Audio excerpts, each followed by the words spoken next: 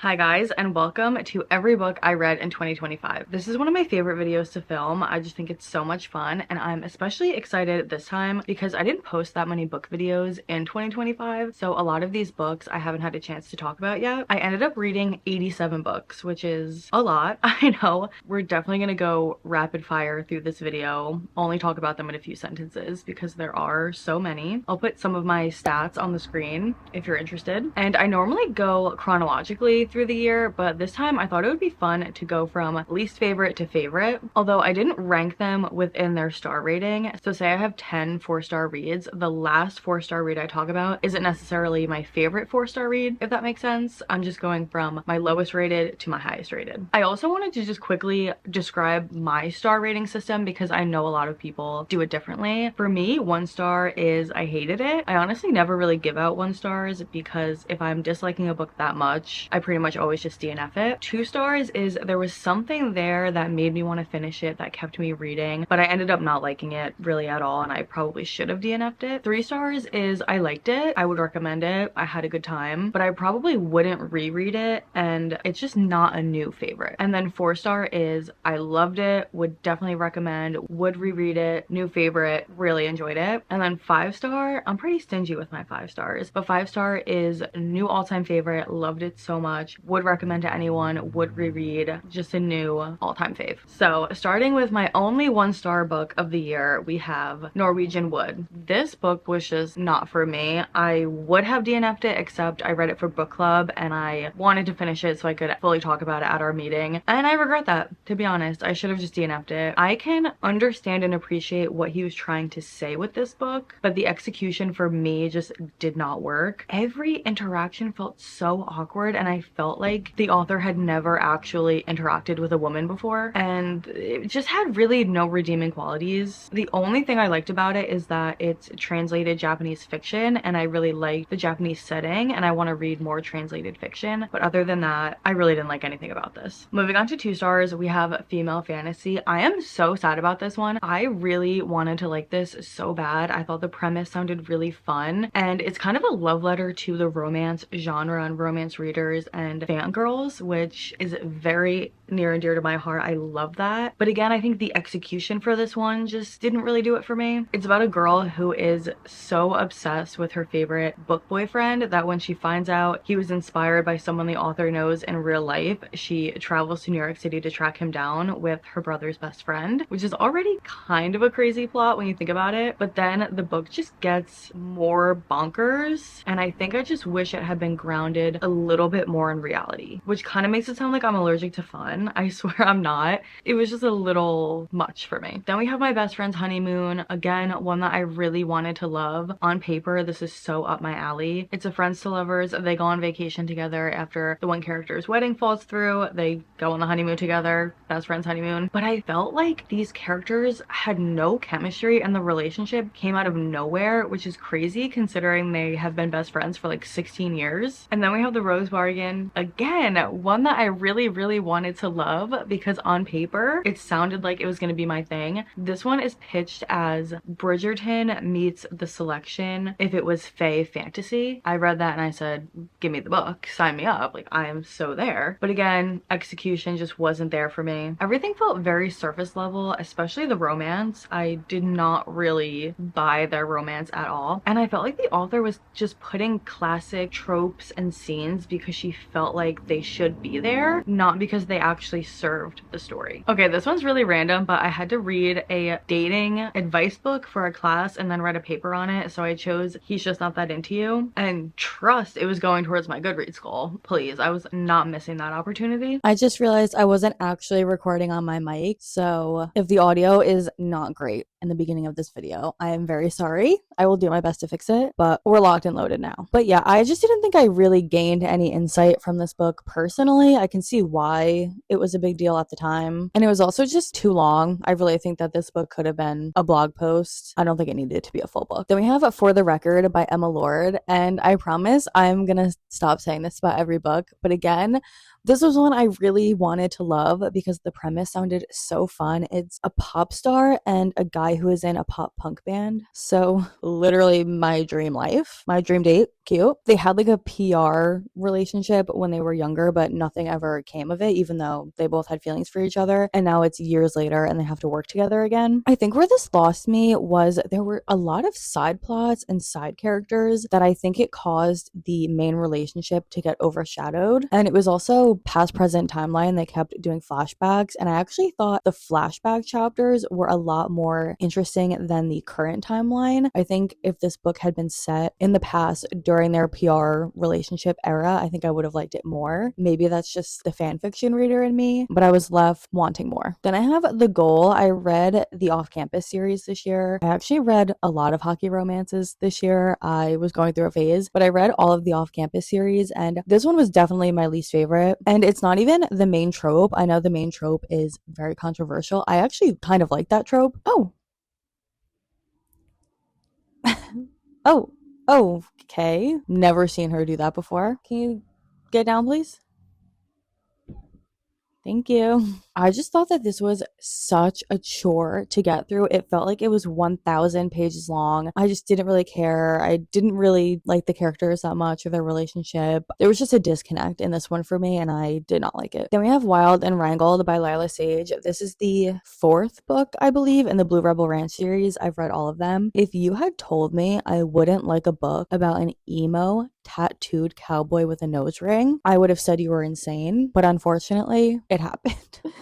I was so ready to be obsessed with this book and obsessed with him, and I just wasn't. That is my dream man right there, for real. But they were giving nothing burger. Like, they were so forgettable. I felt like the chemistry wasn't there. I couldn't tell you anything about these characters right now. It was just very meh. It made no impression on me. Then we have Fighting Spirit. This is a sports romance with a little bit of a twist. She's the mascot at her school, and the love interest is, I think, a football player, but for their rival school, and she gets like kidnapped, stay with me, in like a hazing sort of way because they don't know she's a girl. Not that you should be kidnapping boys either, but it's a lighthearted kidnapping, okay? And then he kind of rescues her from that situation, which I thought was fun because it is something different from your standard sports romance. I've never read a mascot story before, and this started really strong for me. I actually was really liking this for the first like half, but then something shifted and it just got very lovey-dovey. It was just one of those ones where once they got together, I wasn't really vibing with it anymore, and I found myself just rolling my eyes and being kind of over it. Maybe I was just in a bad mood when I finished it, but I liked it less and less as it went on. Fragile Sanctuary by Catherine Cowles. The plot to this book is bonkers. It's like a Lifetime movie. These things would never happen in real life. She like moves back to her small town after her house got burned down as a child, and she's renovating it, and people are after her, and all this crazy stuff happens. It's insane. But if you can suspend your disbelief, it's fun. It would be a perfect palate cleanser, or if you just want an easy read, something quick, something fun, this would do the trick. Last book in the 2 to 3 star category is Iron Flame. I reread the entire Fourth Wing Empyrean, is that what the actual series is called, series this year, and Iron Flame is definitely my least favorite. This is, I think, probably the longest book ever written. It has to be, or it feels like it, and I was so confused.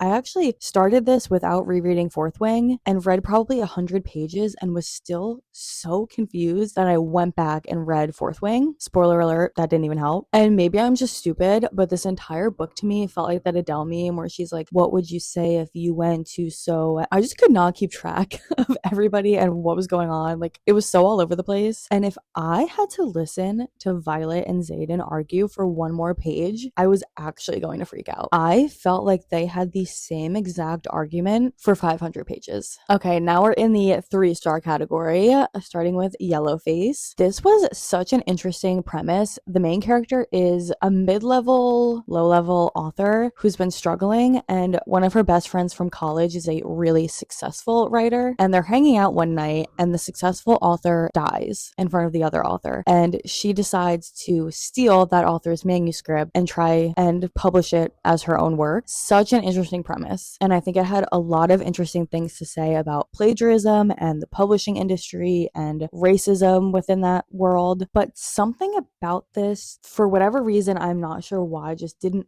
fully click with me. I spent a lot of the book trying to figure out if I was actually enjoying it or not, and it could just be because the main character is pretty unlikable on purpose, so maybe that's it, but I did feel like something wasn't fully clicking when I read this. I also read Frankenstein. Every year I say I'm gonna read more classics, and then I never do. So when I saw that the Frankenstein movie was coming out, I wanted to read the book. There was a lot of this I liked. It was more psychological than I thought it would be. It wasn't very scary, which I'm fine with because I'm a big wimp, and I really like the whole point of the story, the creator and the monster and being afraid of his own creation. Love that. This book is obviously such a classic for a reason, and there were quotes that I really liked in this, and I loved Frankenstein's monster, but Frankenstein himself was so infuriating, which again I know is the point, but I think when you're in his POV for so long, I was just getting so mad, and I was so sick of hearing about him towards the end. I just couldn't do it anymore. And this also took me forever to read. I think I read this for like a month, which is crazy considering it's only like 200 and something pages, but I am still really glad that I read it. And then I have two more hockey romances, two of the books from the DC Star series, another series I read all of this year, except there was one that came out in December that I haven't read yet, but I read the other four. Really liked this series overall. I think it's the closest sports romance series to the Windy City series that I've found. All of the books follow players on the DC hockey team, and then the female main characters are all like successful independent women, which I really like, and I gave two of them 3 stars. I still enjoy these books, I just didn't like them as much as some of the other ones in the series. Power Play is ringside reporter and player, and drunken marriage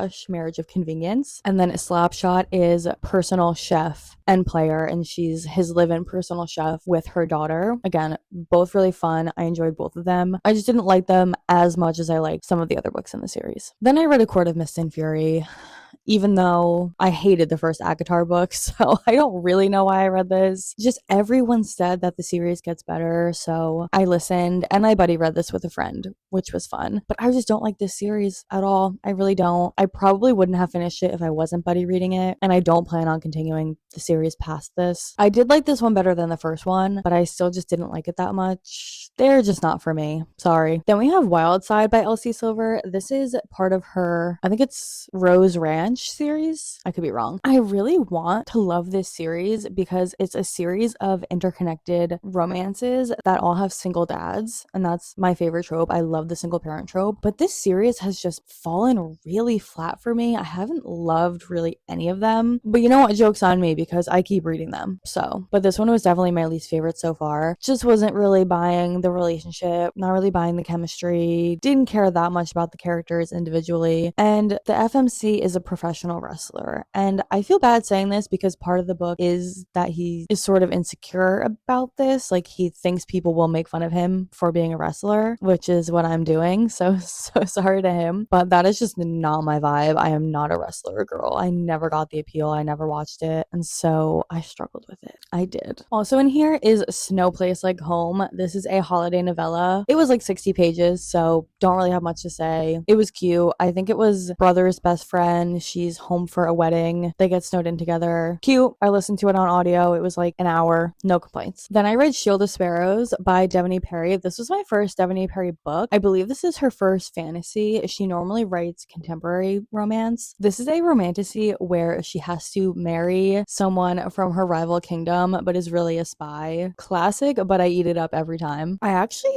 really loved this one, but I didn't love it until the second half. I think the first half really dragged, and this felt really long, and it wasn't until like 50 or even 60% I think that I really got into it. And the one twist at the end of this book had me gagged. I did not see it coming, but it was so good, and I ate it up, and I will be continuing the series. I just wish that the beginning had been a little bit faster paced. Another Lila Sage, I read Soul Searching. This one is fun because it's different from her normal cowboy romance. This one is a paranormal romance. I really liked the vibe of this book, the atmosphere, the setting, the gloomy, haunted, small town feel. It was really fun. And I liked the characters, and I thought their relationship was really cute. I didn't love them. I don't think they are the strongest characters on their own, but I certainly didn't dislike them. This book was just boring, which is kind of crazy considering it's a book about a girl who moves back to her hometown because she lost the ability to talk to ghosts and she wants to get it back. I also read Game Changer. This is the first book in the Heated Rivalry universe, and you guys know how I feel about Heated Rivalry. The series is actually called the Game Changers series. This is book 1. If you've seen the show, this is Scott and Kip's book. I originally hadn't read this one. I read Heated Rivalry and The Long Game before the show. This one I read after the show, and this one was fun. I had a good time with it. I just don't think I would have necessarily liked it that much if I didn't already have the context of Scott and Kip from the show, if I wasn't already emotionally invested in them. Then we have another off-campus book, The Mistake. I really liked the mailman character in this one and his backstory and his family issues that he has going on, and that perspective. I really loved that aspect of the story, but that was really it. I didn't really love the female main character that much. I couldn't tell you anything about her sitting right now. I feel like she's kind of forgettable, and I don't think their romance was incredibly strong. I think the MMC was really the saving grace of this book. I also read Mate, which is the sequel to Bride,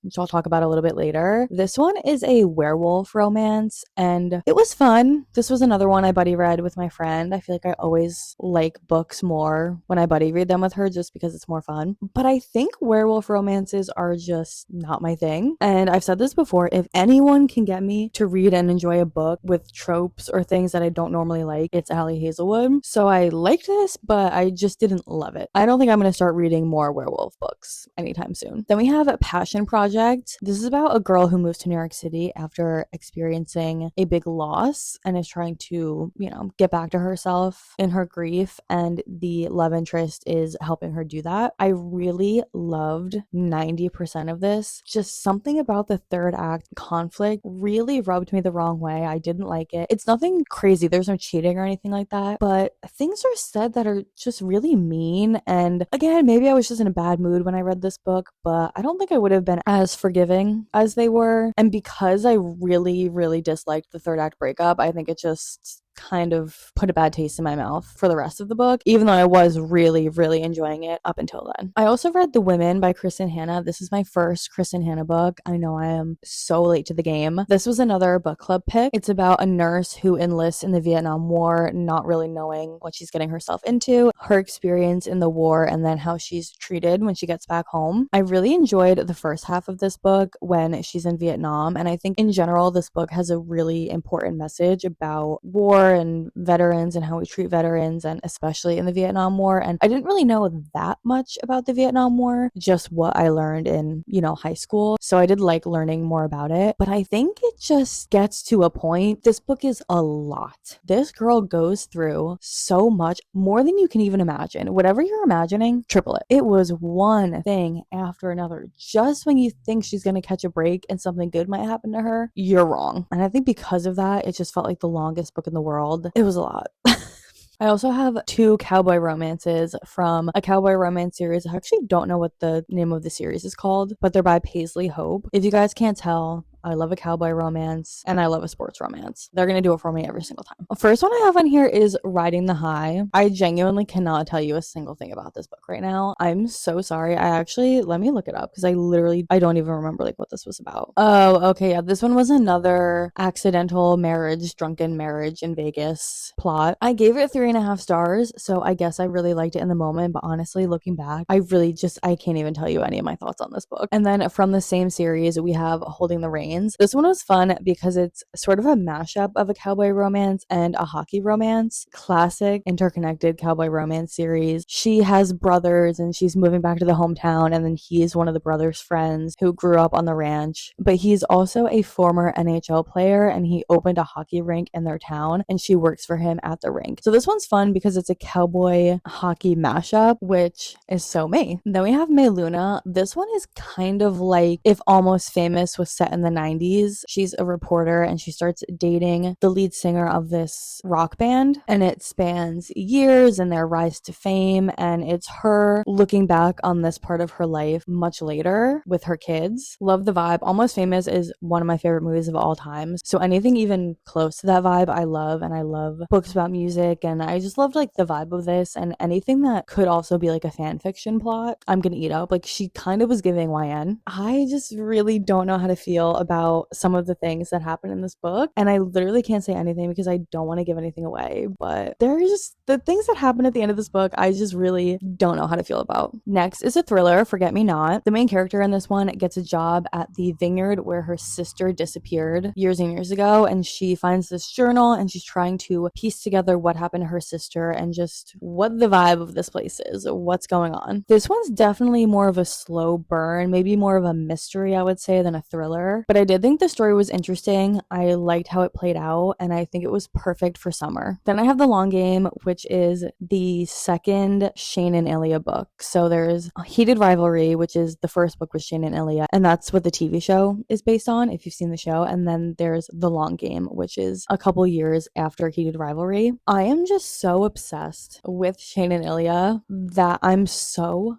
happy that we have a second book from them and there is more content. Genuinely, thank you, Rachel Reed. Please give me 5 more. I will say I did think this one was a little bit repetitive in the beginning. I think it could have been a little bit shorter. There's different scenes, but the scenes are all kind of telling the same story. And so that's why I didn't rate it as high as Heated Rivalry. But again, love these characters so much. Specifically Ilya. This is definitely Ilya's book and I would die for him. I genuinely love him so much. He is one of my favorite fictional characters ever. I love him so much, and I really loved getting to see their happily ever after. I'm so glad I don't have to wait until 2027 to find out what happens to them. I'm so glad I already know. Then we have Daddy Issues. Incredible name. The male main character in this one is a hot single dad that runs the local Chili's. Again, my dream man. I also liked the FMC's storyline in this. It's very lost in your 20s, still living at home, don't really know what you want to do with your life vibe, which I can always appreciate. But this is another book that just left me wanting more. I liked it. I just think something was missing and just fell a little bit flat for me. I also reread Play Along. I just love the Windy City series. Like, something about them, they're just so rereadable. Once I get them in my head, I have to reread them. I can't help myself. If you don't know, the Windy City series is a series of interconnected sports romances, and they all follow professional athletes in Chicago throughout different teams. And the Rhodes brothers, You Will Always Be Famous to Me. This one centers around the baseball team, a player, and an athletic trainer. And this is another drunken Vegas marriage. I did not realize how many of those books I read this year, but apparently I read a ton of them. If you want a yearner, if you want someone who is down bad for his girl, read this. He has a crush on her for years before she will even give him the time of day. And they are just so cute. I love them. I also read Next of Kin by Hannah Bonham Young. The 2 main characters in this one are both next of kin guardians for their siblings, and they want to have custody of their siblings, but they each have something working against them. So a CPS has this initiative where they pair up foster parents so they can kind of benefit from each other and lean on each other. And so all 4 of them end up living in her apartment together. Really liked this premise. I really liked seeing them lean on each other and become a family unit. Say You'll Remember Me by Abby Jimenez.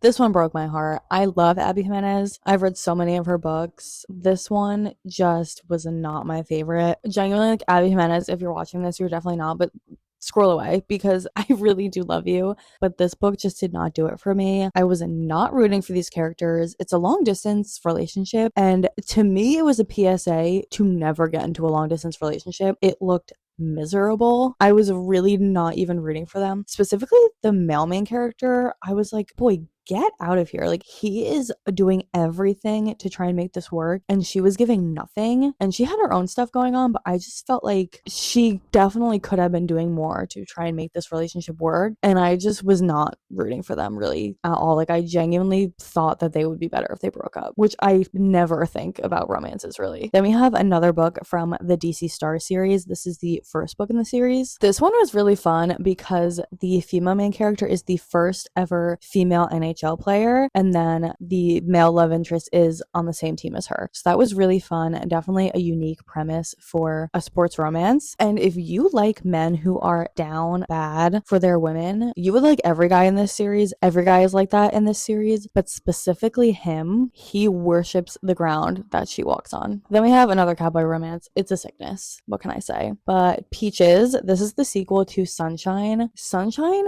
was one of my favorite books the year I read it. It's a 5-star book. I love that book so much. Life-changing read. This is the sequel. I also enjoyed this one, and I will definitely continue to read this universe. I actually think a new one came out recently that I need to read, but Sunshine had something unique about it. It was really different than other cowboy romances I've read, yes, but also just other romances that I've read, and this one to me felt more like a classic cowboy romance, which isn't bad by any means. Clearly I love a cowboy romance. I just think it was missing a little bit of the magic that the first book had. Finally, we've arrived at Onyx Storm. This is another Fourth Wing book, the third book in the series. I definitely liked this one more than Iron Flame, thank God. Still a little bit confusing, I have to be honest. I think this series just has so much going on and so many little things and names for things, because everyone has a name obviously, but they have a first name and a last name, and they go by both, and then they all have powers, and all those powers have names, and then they all have dragons, and the dragons all have names and different breeds, and they're on this whole continent, so there's different places, and there's just a lot of moving parts in this series, and I think that's why it can get confusing, at least for me. But like I said, I did like this one more than Iron Flame. I liked the plot more. I thought the plot was fun. They introduced a few characters, and you see like characters interact that you don't normally see that I like. And of course, the end got me. I was thinking to myself when I was doing these rereads, do I really want to continue this series? I'm not sure. But then of course, the ending is this crazy cliffhanger that sucks you in. So I'm gonna have to read the next one when it comes out. Every Step She Takes. I love Alison Cochrane. I've read, I think, all of her books, and this one had such a fun premise. They're doing the Camino de Santiago, which is now on my bucket list. I want to do it so bad, but it's basically where you walk from Portugal to Spain, and there's a ton of different routes you can do. You can do 5 days, or you can do like 3 weeks. You stay in hostels along the way. Just this really cool journey that you can go on. This is a sapphic romance, and they're doing the Camino with the same tour group. I think what I love about Alison Cochrane's book so much is that she really writes unconditional love. Like, no matter what her characters are going through, whether it's trying to figure out their sexuality or their mental health, grief, family issues, anything like that, the other characters are always just so supportive of them and just can help them in this journey. And I just really love her romances and how she's able to write all of these things into her books. We also have another off-campus book, The Score. This is my second favorite out of the series. I really like Allie and Dean, the characters in this one, and they're sort of an unlikely pairing, and so they hide their relationship at first, and then it's fun to see all their friends figure out what's going on. I would have rated this one a little bit higher, I think, if some things in the end of the book had played out a little bit differently, and Dean is definitely going through it. Like, something very sad does happen at the end of this book, so I'm not trying to minimize that, but I do wish that he had kind of handled that a little bit better. Then I also reread Caught Up. This is another Windy City series book. This is the brother of the guy from Play Along. Again, the Rhodes brothers, you will always be famous. This one is so fun. It's baseball again. The brothers play on the same team, and it's his coach's daughter who ends up being his live-in nanny for the summer. It's so much fun. I'm such a sucker for that trope, and I just really like their relationship in this book. I feel like they really balance each other out super well. You know how sometimes you read a romance and you're kind of like, do they really need each other? Like, do they really bring out the best in each other? Are they really good for each other? I feel like in this book you get to see that, and I just really love this book. I think this was my second or third time reading it, and I just love it every time. Okay, now we're getting into 4 stars, and now we're really getting into my favorites of the year. All of these 4 5-star books I really enjoyed. First book in the 4-star category, we have The Jasad Heir. This is an Egyptian inspired fantasy, which I loved, and I think it really gave it a unique spin that you don't see in your standard romantasy. She's the secret heir to a kingdom that burned, and no one in her family is supposed to be left alive, and she ends up entangled with working with the heir of her rival kingdom. Again, classic.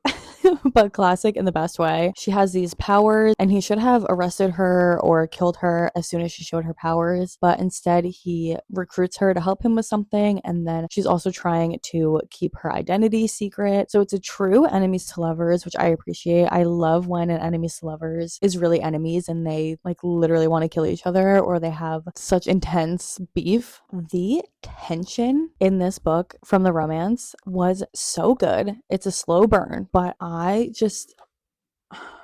it made me so feral. And this has honestly not left my mind since I read it. The second one is out now, and I think I'm going to reread this one soon so I can reread the sequel. And I'm so excited because I just really, really loved this. Then we have Deep Cuts. This is kind of a weird one. This was another buddy read where we spent the whole book talking shit about it and talking shit about the characters. And I couldn't really decide if I liked it or not. But then something about the ending just got me. And I think I did like it. The characters are pretty unlikable, but I don't know. They just got me. Something about the end especially just really got me, and I do think it's an interesting premise. It's, I believe, set in the early 2000s, like starts in the early 2000s and then goes for like 10 years, and each chapter is based on a song and how that song informed that part of her life. So really interesting premise. It's a tricky one. Like, I don't think everyone's gonna like this. I wasn't even sure if I really liked it. Kind of a hit or miss, but I don't know, something about it got me in the end. Then we have another Windy City series book. This one came out this year. It's the newest one and the last book in the series, Rewind It Back. This one is different than the rest of the series because it's a second chance romance where the other books aren't, and you're getting past present timeline. But I thought it was different in a good way. I really liked it, and the main character in this one for the rest of the series has just been a comic relief character. You don't really see much of him. He's kind of just like a goofy guy. He's like one of the girls. He hangs out at girls' night because he's the only single guy and he's funny and cute. But then in his book, there was really a lot more depth to him and his backstory than I was maybe expecting for such a comic relief character. And I ended up really liking their story, and I really liked how they wrapped up the whole series. Even though I do like this series so much, I didn't really think I would care that much that it was ending. But then at the end, when you see all the couples together and you're seeing them interact for the last time, it got me. I was so emo. Hot for Slayer, another Allie Hazelwood. You will see that this was the year of Allie Hazelwood. I feel like I read so many Allie Hazelwood books this year, but I love her, so it's fine. This is a novella about a vampire and a vampire slayer. I think it's only like 100 pages, but it was so much fun. Again, yearning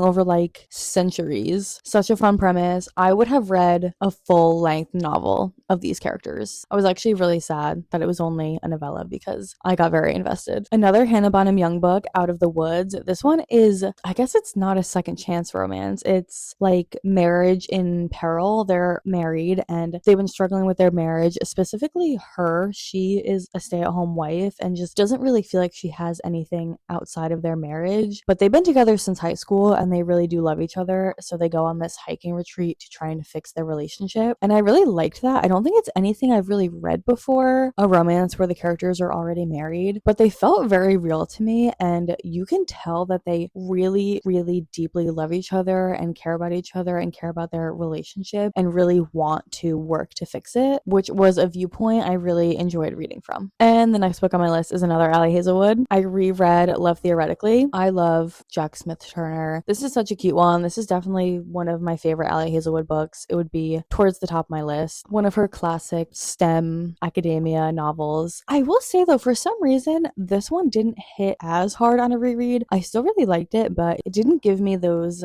giddy feelings and anticipation as much as the first time I read it. Hat Trick. This is the last book in the DC Star series that I have to talk about. This one was so good. It's about a player who has to get his leg amputated. Obviously catastrophic for a hockey player, and she is an athletic trainer, and so she is helping him recover from this injury, and he's had a crush on her for years, and it's a romance between them. I really enjoyed this one. Definitely heavier, I would say, than the other ones because of what he's going through, but I just loved it. I think it was really cool too to just have disability rep like that in a sports romance, and I also just loved him. Like, I loved Riley. He is someone that I would have a crush on in real life. I was just obsessed with him. Big fan. This book is for the girls who read One Direction fanfiction. The main girl on this actress used to run a fan page for this boy band, and now she is a really successful political consultant, and one of the guys from the band, Harry Styles, is rebranding. I think he's going solo and like starting a clothing company or something like that. And he hires her to help him with his comeback. Like, I just love this one, of course. It's so up my alley. Like, yes, I want to read adult One Direction fan fiction. Sue me. But I did just really like their relationship. It was good. I didn't feel like it was super short. You know, I felt like we still got a full story. And I just had a really good time with it. Another reread, I reread Wait For It by Mariana Zapata. This one has very similar tropes to All Roads Lead Here, which I'm going to talk about later because I also reread that one. And I think that's kind of why I don't love it as much. I do really like it. Obviously, I gave it, 4 stars? I lost track of where I am. But it's single parent, forced proximity. They live in the same neighborhood. She has custody of her nephews and their neighbors, and he coaches the boys' little league team. Very cute book. I really like it. But I think because it has such similar tropes to All Roads Lead Here, and All Roads Lead Here is one of my favorite romances ever, I think when I read this, I just find myself comparing it to that book, which isn't fair to this book. I know that, but I just can't help it. And Mariana Zapata is the queen of the slow burn. All of her books are such a slow burn, but I think this one feels longer than other ones, especially the beginning. I think the beginning drags a bit. Another holiday novella, All Wrapped Up in You. This one was really cute. This is another novella that I would have read a full book of them. It's sort of a You've Got Mail vibe, which my favorite movie, so I'm gonna eat that up. But they meet in real life, and then they're also neighbors, but they've only been texting as neighbors, so they don't realize that they're the same people. Really fun, really cute. Again, I think the audiobook was like an hour and a half, so really, really quick read, fun holiday romance. Then actually going into another holiday romance, Snowed In by Catherine Welsh. I just discovered Catherine Welsh this December, and I love her writing now. They are from the same hometown, but they're both living in Dublin now, and they run into each other and they decide that they're gonna fake date when they go home for the holidays because she was a runaway bride like 5 years ago and hasn't been back since. And he is just like kind of struggling with his family. He's the only single one left and he doesn't want to go home alone. This one was so fun. I really liked the characters. I just really like Catherine Walsh's writing. I just think her characters are so genuinely funny and they have good chemistry and the plots are always fun. In this one, they get like snowed in this cabin. I just really enjoy her writing. If you want a good holiday romance, I recommend her. I read another one that I'll talk about later that was also so good. Another cowboy romance, Cash. I just love a good cowboy romance. I wasn't fully sold on this one at first. This is an enemies to lovers. She inherits her estranged father's ranch, and then he has been like working on the ranch his entire life and is all, you don't deserve it, city girl, you know, again, classic. But I did end up really liking this one. I thought it was fun. I really liked them together and I really just enjoyed their relationship as it went on. I also read Bright Young Women. This is another book club book. This is a fictionalized depiction of 2 of Ted Bundy's victims, but I love the way that she writes about him because she doesn't sensationalize him or romanticize him at all. She calls it like it is. She's like, no, he was a loser and he was evil and he preyed on women. And she doesn't even call him by his name once during the entire book. She just calls him the defendant, I believe. And I just really, really love that perspective. I think it's so important in today's true crime world where we have like Zac Efron playing serial killers and stuff like that. And I'm not anti all of true crime. I just think that you have to do true crime the right way. And I think this is the right way to do it. Any Trope But You. This is such a fun winter romance. This would be perfect to read this time of year. An author has this big PR scandal, and so she goes on a trip to Alaska so she can write her next book and just disconnect and get away and focus on her book. And the love interest is the guy running the resort. And it's obviously very tropey. It's called Any Trope But You, but in a self-aware way. And it's funny. Like in one scene, they have to cuddle for body heat, and in her head, she's like, I cannot believe I'm literally cuddling him for body heat. Like I couldn't even write this. If I wrote this in a book, it would be too cliche, but it's happening to her. Just such a fun premise. I really liked it. Finally, we get to Heated Rivalry. I love Shane and Ilya. I'm just a girl. This is what season 1 of the show is based on, is this book. I don't even think I said what this universe is even about. It's about gay gay hockey players. In this book specifically, they are rivals their whole career. They're on opposing teams. It's like this 10-year big rivalry. They're number 1 and 2 draft picks. They're up for MVP together, playing against each other at the Olympics, all this stuff. And they secretly have been in like a 10-year situationship. And you get to see them navigate that and go through their careers and their relationship and to eventually,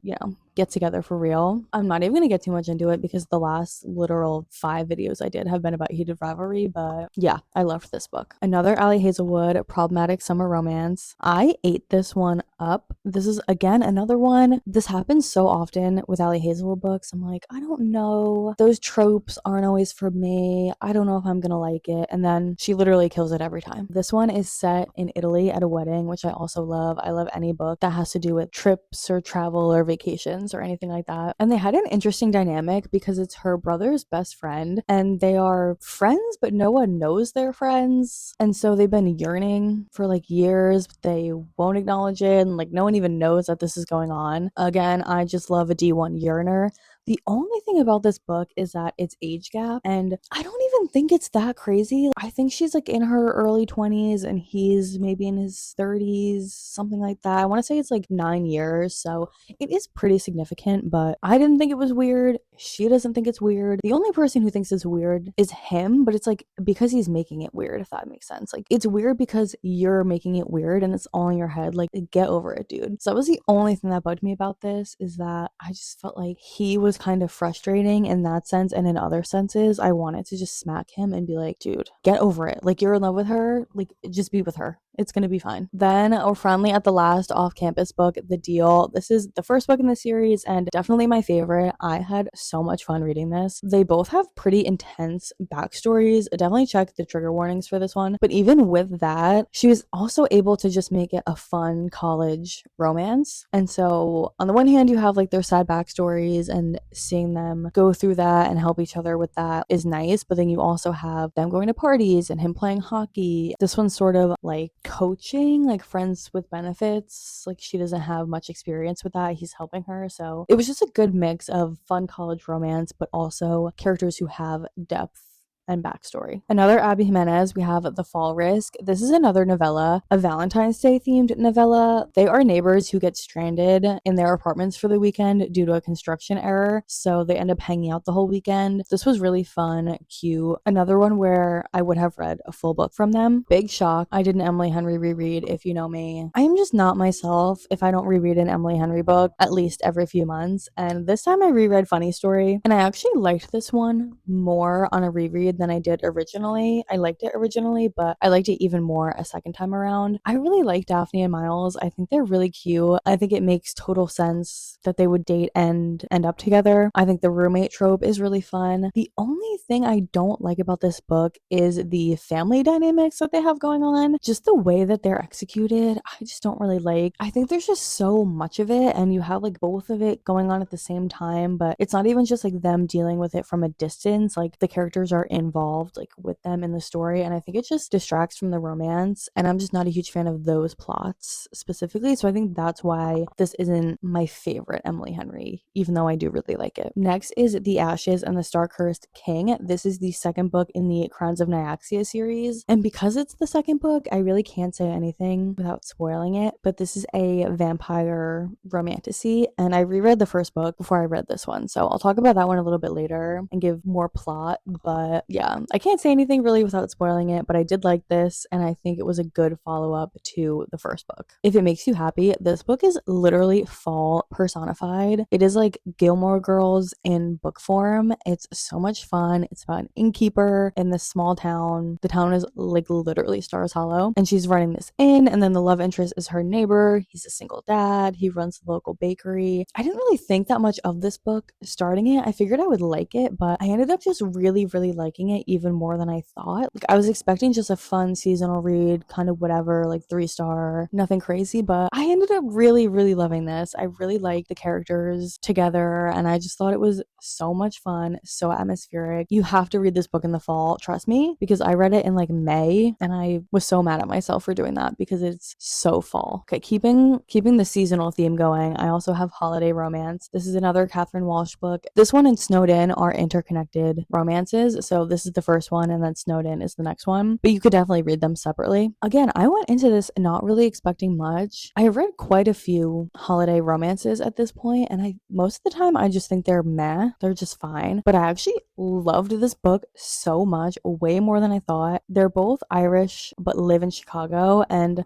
literally 10 years before this, they get sat next to each other on the flight home, and they have a mutual connection, and so they talk and they become friends, and then it's their tradition that every year they fly home together to Ireland from Chicago, and they are like besties of 10 years. But this year, due to a snowstorm, they end up stranded, and they have to go on this like a big quest where they're like flying all over the world and taking trains and buses and boats and all this stuff to try and get back home for Christmas. But again, her characters are just so funny. I really love the way she writes. I thought they had really good chemistry, just a really good friends to lovers. I ate this up. Like, I really, really enjoyed this. I could honestly see myself rereading this like every Christmas. Another reread. I am such a chronic rereader. It's a sickness. But I reread Heartless by Elsie Silver. This is my favorite Elsie Silver book. I just love it so much. Daddy Kate, if you know, you know. It's another nanny trope, live-in nanny trope, cowboy romance. I just eat those up. And this one is the blueprint, in my opinion. Like, if you want a cowboy, single dad, nanny romance vibe, this is your book. Then we have First Time Caller. I love Nora Ephron movies. They are my favorite. The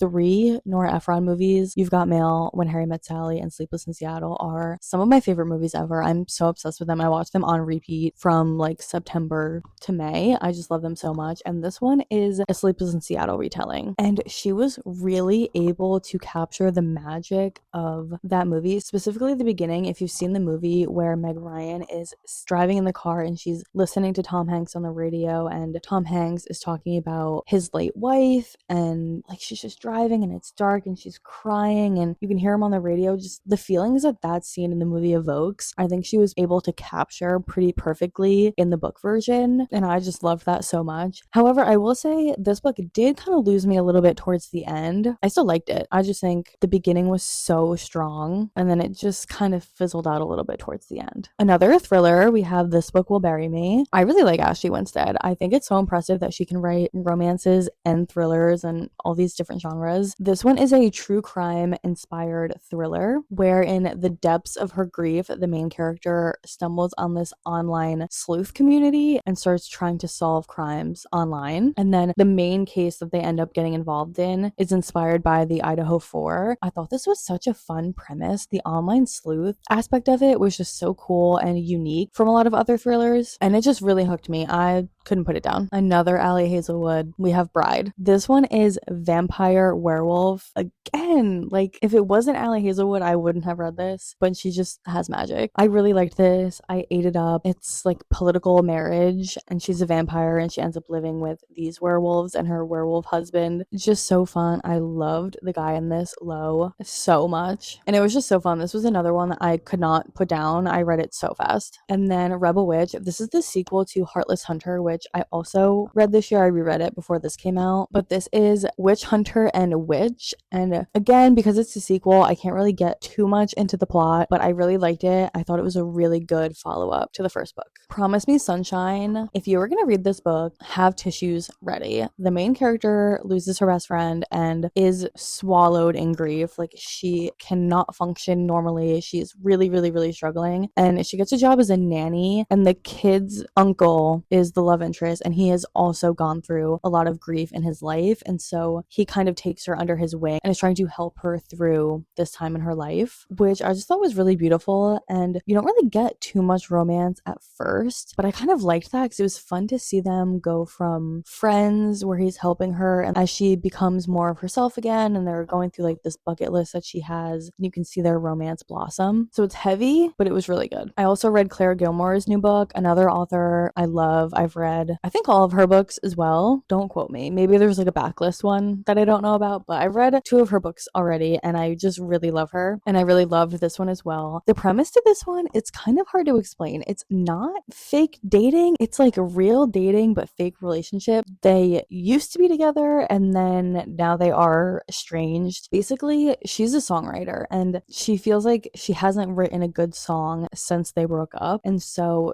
she gives him this proposition that she wants him to date her for real and then break up with her so that she can get songwriting inspiration again, which sounds crazy. Honestly, like the setup is a little bit bonkers and it took me a minute to get into because of that. But trust me, once you get into it, it is really good, even though it kind of sounds insane. And he is a tour manager, and so she's traveling around on tour with him. Again, I just love books about music and musicians. I loved the way they talked about music in this book and lyrics and songs and how powerful music really is. And their relationship was more intense, I would say, than other romances, but in the best way. Like you can really tell that they really love each other and never stopped. Like they have been in love, like this intense love, even when they were apart. Okay, we're getting into the home stretch here. These are my 4.5-star reads. So these are some of my absolute favorites of the year, just shy of a 5-star. But the first two are actually both Annabelle Monaghan books. The first one was a reread. I reread Summer Romance. This is just the perfect summer romance, single parent trope. She's trying to get over her divorce and the loss of her mom, and she meets the love interest. It's just so much fun. I just love the way Annabelle Monaghan writes. So many quotes in this that I loved. Highly, highly recommend. And then I was also lucky enough to get an arc of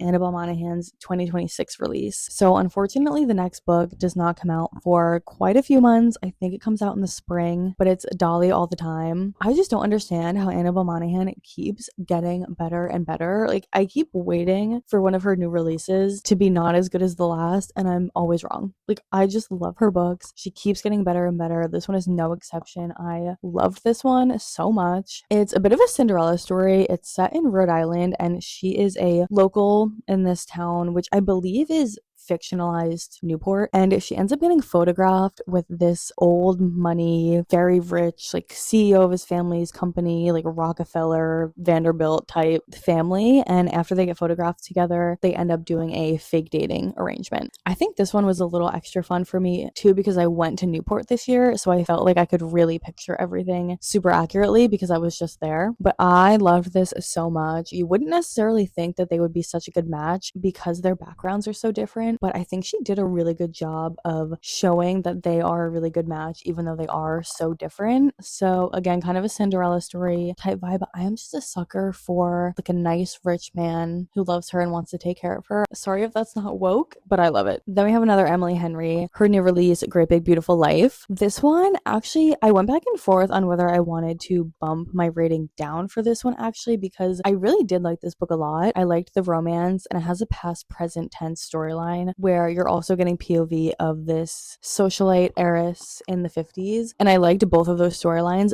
but to be honest, I really have not thought about this one like at all since I finished it. Maybe I just need to do a reread because I've read so many of Emily Henry's other books so many times. Like maybe I just need to do a reread and then I'll remember it more. But this one didn't really leave a lasting impression on me as much as my favorite Emily Henry books, you know? Okay, we made it. My 5-star reads of 2025.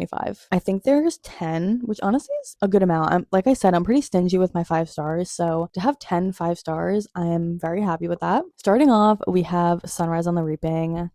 If you know me, you know The Hunger Games is my favorite series of all time. There really was no universe in where I was giving this less than 5 stars. Like I knew I was gonna love it. It really is so impressive how she was able to add so much context to the universe with this book, because you know, you think that you already know the story from the original trilogy, but then you find out that there is so much more to it than you even thought, and the way that she's able to add context to all these characters and the rebellion and just everything. It was so incredibly well done. Definitely one of my new favorites of the series. And then I also reread The Hunger Games because I started a series on here where I was rereading all of the Hunger Games books and doing reading vlogs on them. So if you want to hear like literally every thought I've ever had about the Hunger Games book, you can go watch that video. But I did also reread The Hunger Games this year and of course gave it 5 stars. Then we have One Golden Summer. I loved this book so much. I actually just reread this one as my first read of 2026. So it's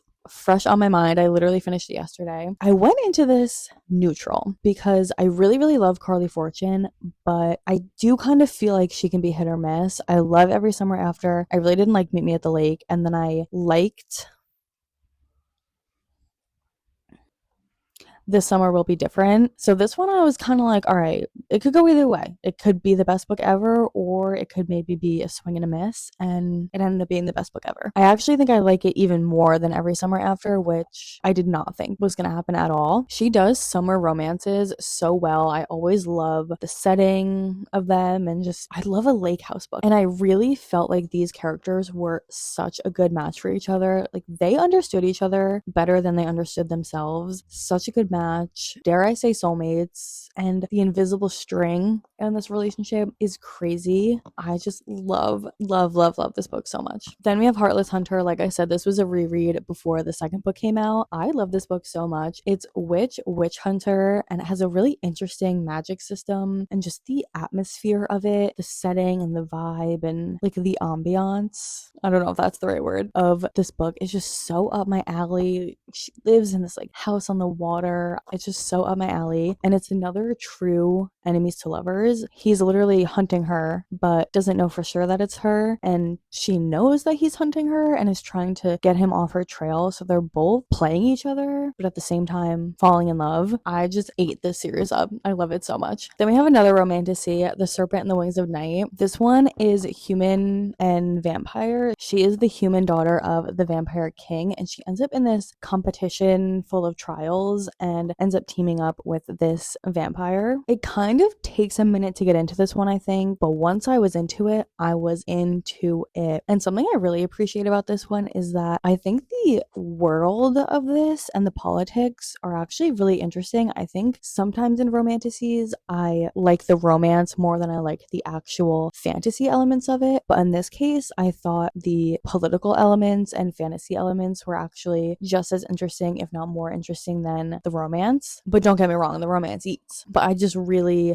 like this world. I think it's so interesting and so fun. Another reread. Honestly, when I do this video next year, I should take out the rereads because I reread so many books, but all roads lead here. I talked about this one a little bit earlier. This is just such a comfort read for me. Would I say it's like a perfect book? No, like there are like some things that might be a little cringy or whatever, but I just love this book so much. I think this was my 5th time reading it. The second it is like 60 degrees out and I see a green leaf, I have to reread this book. It's set in Colorado and she goes hiking and it's very outdoorsy. She works in like an outdoor store, and I just think that outdoorsy vibe is so fun. Another slow burn romance. Like they literally don't kiss until like 90% into this book, I think. And I also just like the journey that the main character has to go on. She's back in her hometown after years and years because her mom went missing on a hike. So now she's coming back. She's been divorced, trying to find herself, that kind of thing. And I just love this book so much. Like I said, it's just such a comfort read for me. Beg, Borrow, or Steal by Sarah Adams. This is the 3rd book in the When in Rome series, which is a series I really like, but this one is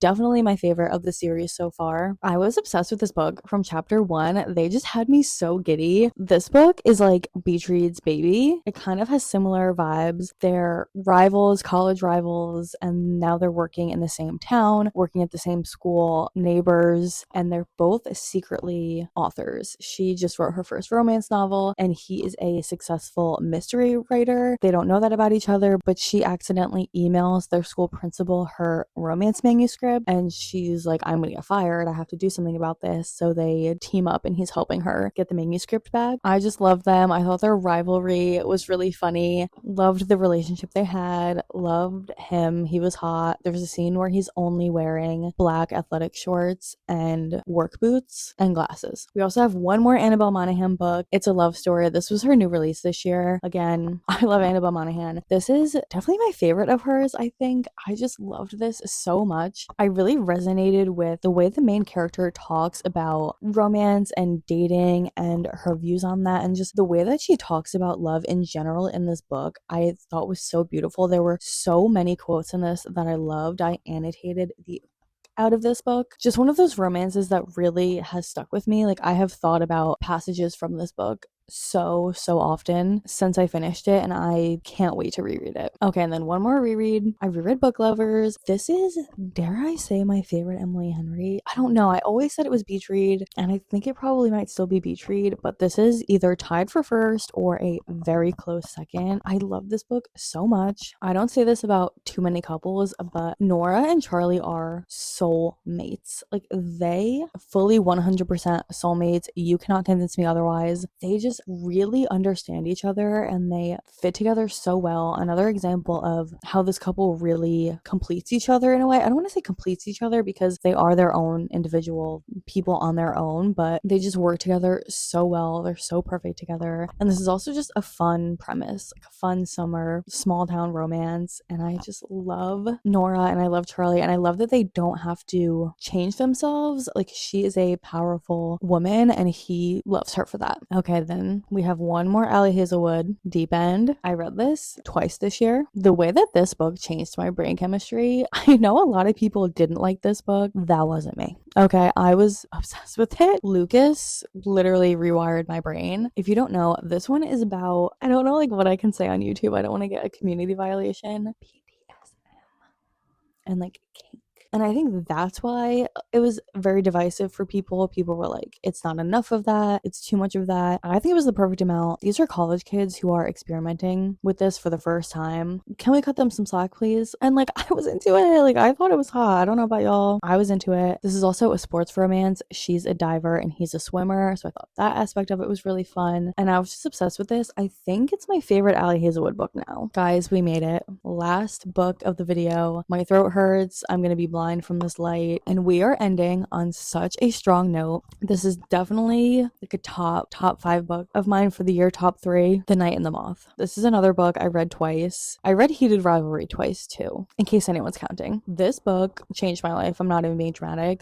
This is the best book ever. I think about it at minimum once a week, usually more. It set me into this medieval obsession. I was literally a knight for Halloween after I read this book. I don't even want to describe the plot because I feel like I'm gonna butcher it. Maybe I'll read it to you. Okay, I'm gonna read it to you because I want everyone to read this book, and I feel like if I just describe it off the top of my head, I'm gonna butcher it. No one's gonna want to read it. Sybil Delling has spent 9 years dreaming of having no dreams at all. Like the other foundling girls who traded a decade of service for a home in the great cathedral, Sybil is a diviner. In her dreams, she receives visions from 6 unearthly figures known as omens. From them, she can predict terrible things before they occur, and lords and common folk alike travel across the kingdom of Troms, Winstrep Moors, to learn their futures by her dreams. Just as she and her sister diviners near the end of their service, a mysterious knight arrives at the cathedral. Rude, heretical, and devilishly handsome, the knight Roderick has no respect for Sybil's visions. But when Sybil's fellow diviners begin to vanish one by one, she has no choice but to seek his help in finding them. For the world outside the cathedral's cloister is wrought with peril. Only the gods have the answers she is seeking, and as much as she'd rather avoid Roderick's dark eyes and sharp tongue, only a heretic can defeat a god. I'm gonna have to reread it now.